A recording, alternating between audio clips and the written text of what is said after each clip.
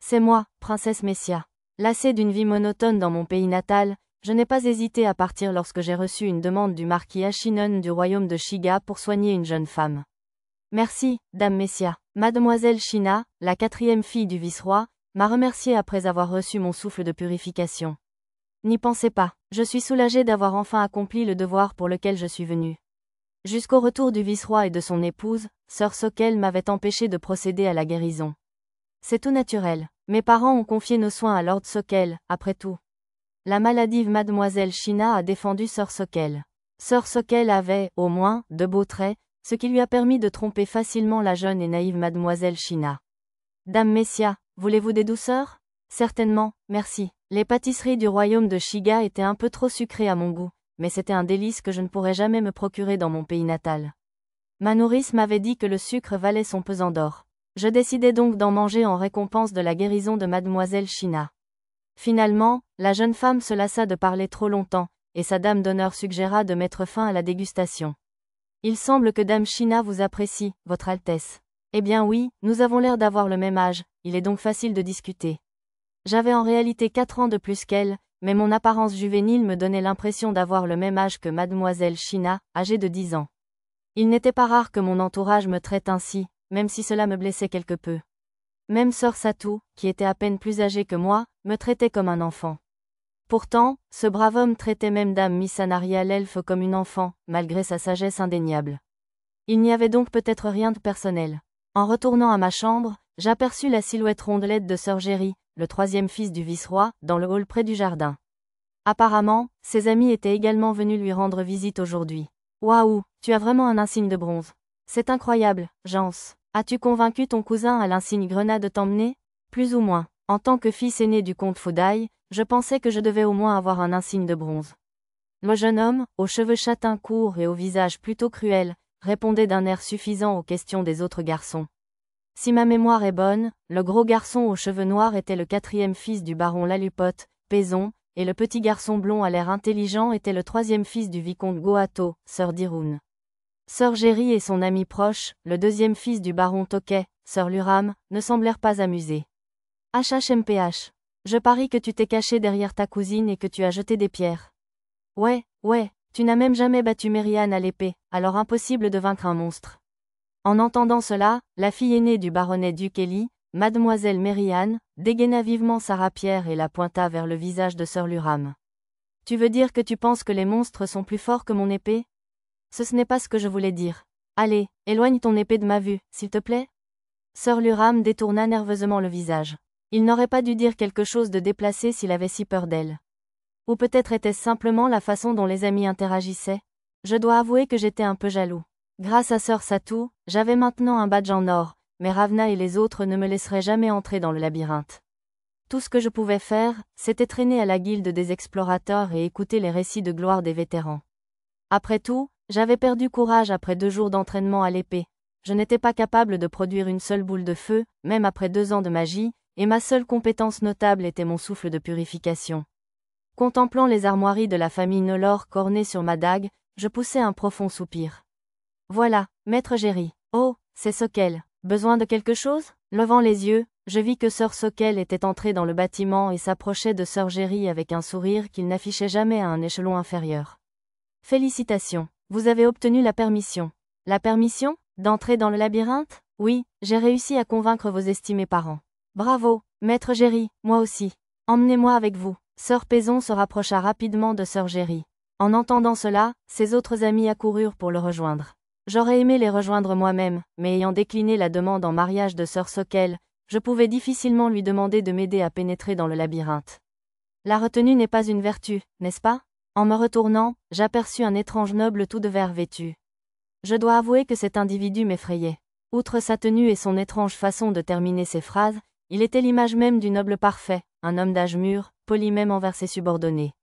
Pourtant, lorsque ses yeux se posèrent sur moi, j'eus l'impression qu'il allait m'engloutir tout entier. Seul mon instinct, et non la logique, me dictait de garder mes distances avec cette personne. Je vais regagner ma chambre immédiatement. Vous souhaitez vraiment aller au labyrinthe avec ces enfants? J'obtiendrai la permission de dame Ravna, bien sûr. L'offre était trop tentante pour que je puisse y résister. J'hésitai un instant, puis acquiesçai malgré moi. Après cela, Sœur Poputema parvint tant bien que mal à convaincre Ravna, et je me retrouvai à me rendre au labyrinthe avec Sœur Jerry et ses amis. Où est Sokel? Je crains qu'il ne soit actuellement assigné à résidence, il ne puisse donc pas participer à l'exploration d'aujourd'hui. L'un des chevaliers gardiens du vice-roi répondit à Sœur Jerry. La nuit suivant la proposition de Sœur Sokel pour l'expédition du labyrinthe, des circonstances l'avaient contraint à rester chez lui. Pourquoi, alors, quitterait-il délibérément sa demeure pour venir me demander à nouveau en mariage? La veille, Sœur Sokel avait été encore plus effrayant que d'habitude, la folie dans le regard. L'écuyer Ryula était trop séduit par sa beauté pour me défendre. Si Sœur Satou n'était pas venue à mon secours, il m'aurait peut-être même forcé à m'embrasser. Hélas, rien que d'imaginer une telle chose me fit froid dans le dos. Mes collègues et moi vous protégerons. N'hésitez pas à explorer le labyrinthe en toute sérénité. Super, merci. Outre les 2 chevaliers du vice-roi, les amis de Sœur Jerry étaient tous accompagnés de quelques gardes de leur famille, ce qui nous a permis d'être un groupe assez nombreux. Mon chevalier gardien Ravna et l'écuyer Ryula étaient également avec moi. Malheureusement, cela signifiait que les autres explorateurs autour de nous remarquaient tous. Pour une raison inconnue, certains d'entre eux ont même dit des choses comme « Oh, quelle adorable petite princesse !» Cela semblait plutôt impoli, mais comme ils voulaient sûrement un compliment, je n'y prêtais pas attention. Vous devez être Sœur Jerry, n'est-ce pas? Je suis Luragiu, l'explorateur que Sœur Sokel a chargé de vous guider. Le regard de cet homme semblait prêt à nous trahir à tout moment. Pire encore, il dégageait une étrange odeur de viande avariée qui me fit froncer le nez. J'étais le seul à être gêné, alors je gardais ses commentaires pour moi, tout en veillant à ne pas m'approcher de cet homme. D'accord, je suppose que Sokel ne viendra pas aujourd'hui, mais merci de nous avoir guidés. Avec plaisir, Luragiu baissa la tête vers Sœur Jerry, puis prit la tête du groupe et nous conduisit dans le hall menant au labyrinthe. Malgré une certaine anxiété, mon cœur débordait d'excitation lorsque commença ma première excursion dans le labyrinthe. C'est parti. Kofudan au vent. Sœur Dirun, utilisateur de magie du vent, envoya valser le gobelin le plus avancé avec son sort. Alors que le gobelin tentait de se relever, l'explorateur Luragiu accourut et le cloua au sol avec sa lance. Bien joué, Dirun. À mon tour. Attendez, moi aussi. Sœur Jerry et Miss Mary-Ann se précipitèrent vers le gobelin tombé, épée à la main. Attendez, Maître Jerry. J'arrive aussi. Sœur Luram et Sœur Paison suivirent les autres. Ne souhaitez-vous pas vous joindre à eux, Princesse Messia? Sœur Jance remarqua gentiment que je restais en retrait. Non, merci. Ça ne me convient pas vraiment de tourmenter un monstre qui ne peut plus bouger. On n'a pas vraiment le choix quand on débute. Difficile de bien commencer l'entraînement si le monstre n'a pas déjà été vaincu. Puisque Sœur Jance avait déjà son insigne de bronze, c'était peut-être normal, mais je n'arrivais toujours pas à me sentir bien. Peut-être, percevant mes sentiments, Sœur Jance me sourit simplement et s'approcha du gobelin. Guide, il n'y a pas assez de monstres ici, se plaignit Sœur Jerry tandis qu'un de ses serviteurs essuyait le sang du gobelin sur son visage. Indifférent à l'attitude de Sœur Jerry, notre guide, Sœur Luragiu, se contenta de sourire. Dans ce cas, puis-je vous recommander la zone 11? Aussitôt, l'un des chevaliers du vice-roi dégaina son épée et la pointa sur l'explorateur. Que complotez-vous? La zone 11 est extrêmement dangereuse, c'est là que rôdent les tueurs de chevaliers. Les autres gardiens s'agitèrent tous. Calmez-vous, s'il vous plaît. L'endroit que je vous suggère est un endroit peu connu, où l'on ne trouve aucun tueur de chevaliers. Vous, chevalier, avec vos lourdes armures, seriez probablement en sécurité, mais je suis trop faiblement protégé pour même songer à vous guider vers un endroit où pourrait se trouver un tueur de chevaliers. L'homme se frotta les joues, transpirant sous les regards furieux de tous les chevaliers. Je veux voir cet endroit. Nuon, les tueurs de chevaliers sont effrayants. Tais-toi, Luram. Tu peux rentrer si tu es peureux. Oh là là, Sœur Luram, l'air nerveux, tenta de dissuader Sœur Jerry. C'est trop dangereux, Maître Jerry. Les chevaliers du vice-roi étaient d'accord avec Sœur Luram, mais Sœur Jerry ne se laissa pas convaincre. Mais vous nous protégerez, n'est-ce pas? Père vante toujours votre force. Fiers, gonflés par les paroles de Sœur Jerry, les chevaliers acceptèrent et nous nous dirigeâmes vers la zone 11. Malgré de fréquentes pauses, ceux d'entre nous qui n'étaient jamais entrés dans le labyrinthe ne parvenaient pas à suivre cet exercice, et nous devions bientôt nous déplacer sur une planche flottante fabriquée par un utilisateur de magie pratique parmi les gardiens. Finalement, le paysage immuable du labyrinthe nous berça d'un léger sommeil, et ce n'est que lorsque l'écuyère Ryula me réveilla que je sus que nous étions arrivés. C'était plutôt confortable. Je vais demander à Père de vous donner une récompense. Sœur Jerry fit un signe de tête appréciateur à l'utilisateur de magie pratique, puis s'étira. Il y a un nid de monstres au pied de cette falaise, alors attention à ne pas trop vous approcher du bord. Notre terrain de chasse était une grande grotte cylindrique aux parois de pierre claire. Les pierres brillantes étaient rares, rendant l'endroit plus sombre que les passages éclairés par des pierres de signalisation, comme si la falaise s'étendait jusqu'au enfer. Cependant, Sir Jerry ne semblait pas partager mon appréhension. D'accord, dépêchez-vous d'amener des monstres. Tout de suite, jeune sire. La chasse commença alors. Les monstres de la zone où Sir Luragiu nous avait guidés étaient suffisamment faibles pour que nous puissions les vaincre seuls, et il y en avait bien d'autres en contrebas de la falaise. Nos chevaliers et prêtres gardiens nous protégeaient tandis que nous continuions à traquer les monstres. C'est bon, j'ai gagné un niveau. Sir Jerry sautillait d'excitation. Il avait été très envieux lorsque Sir Dirun, utilisateur de magie du vent, et Miss Mary-Anne, armée de rapières, avaient progressé avant lui, il était donc logique qu'il soit aussi ravi maintenant. Je ne pouvais pas rester en arrière. Les autres, comme Sir Luram et le sérieux Sir Pezon, semblaient partager le même sentiment. Je serai le prochain. Apportez d'autres monstres. Certainement, mes chéris. La voix qui répondit aux deux garçons était une voix de femme que je n'avais jamais entendue auparavant. Qui est-ce? Les chevaliers du vice-roi se retournèrent brusquement. Là-bas, Sir Jans, au regard perçant, désigna une silhouette apparue sur un rebord voisin. Un pillard? C'est ça. Je suis Dairain, la princesse aux dagues.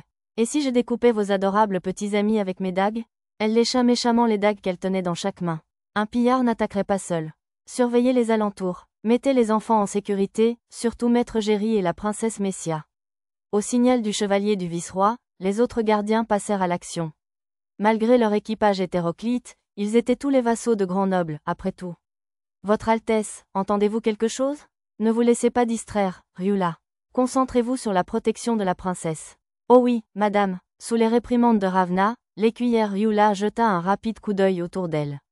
Cependant, intrigué par ces paroles, je fermai les yeux et tendis l'oreille. Et quand je le fis, Ravna, des pas, Sir Gélil m'avait prévenu. Les pillards aiment semer la pagaille et attaquer les explorateurs. Ravna écarquilla les yeux. Éloignez-vous du passage, cria-t-elle. Quelques chevaliers et gardiens réussirent à réagir, mais les autres furent précipités dans le vide par le déluge soudain de monstres abeilles et sauterelles qui firent irruption dans la caverne. Des tueurs de chevaliers? C'est bien ça. Les sauteurs cornes peuvent percer les armures les plus résistantes, et les abeilles têtes de roche peuvent écraser les casques les plus résistants. Amusez-vous bien, les mages attaquèrent la pillarde ricanante, mais elle était si loin qu'elle les esquiva facilement. Ne vous laissez pas distraire. Il faut combattre ces monstres de toutes nos forces. Giaa! C'est ça, allez-y, battez-vous pour vos vies. La femme ricana en voyant les gardiens se battre désespérément. Nos gardiens étaient tous aussi forts que mon chevalier Ravna, alors ils empilèrent rapidement les cadavres des tueurs de chevaliers.